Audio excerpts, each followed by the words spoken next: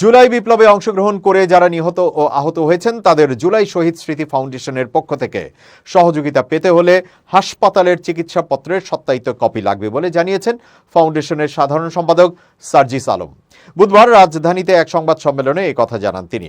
জাতীয় নাগরিক কমিটির মুখ্য সংগঠক সার্জিস বলেন, বৈষম্য বিরোধী ছাত্র জনতার আন্দোলনে নিহত ও আহতদের সহযোগিতা দেওয়া হচ্ছে। স্বচ্ছতার জন্য আহতদের হাসপাতালে চিকিৎসাপত্রে চিকিৎসকদের সত্যায়িত কপি লাগবে, কারণ অনেকেই চিকিৎসাপত্র জালিয়াতি করে সুযোগ সুবিধা নিতে চেয়েছিল। আন্দোলনে সম্পৃক্ত নয় এমন অনেকেই সুযোগ সুবিধা নিতে এসেছেন বলে অভিযোগ রয়েছে। চলতি জানুয়ারি মাসে শহীদ পরিবারগুলোকে আবারও বড় অঙ্কের আর্থিক সহযোগিতা করা হবে বলেও জানান সার্জিস। তিনি বলেন, জুলাই বিপ্লবে শহীদের সংখ্যা সরকারি মতে 826 জন।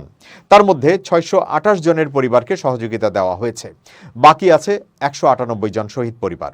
ফাউন্ডেশনের তহবিলে কত টাকা আছে এবং কত সহযোগিতা দেওয়া হয়েছে তার হিসাবও দেন সার্জিস। তিনি জানান, ব্যাংকে জমা 109,20,23,000 টাকার মধ্যে সহযোগিতা দেওয়া হয়েছে প্রায় 47,32,00,000 টাকা। এখনও 61 কোটি টাকার মতো অ্যাকাউন্টে আছে। এছাড়া আন্দোলনে আহত 11,306 জনের মধ্যে 1,601 জনকে সহযোগিতা দেওয়া হয়েছে। সার্জিস বলেন, আমরা সরকারের কাছে আহতদের একটা লিস্ট চেয়েছিলাম, তারা এটি দিয়েছে।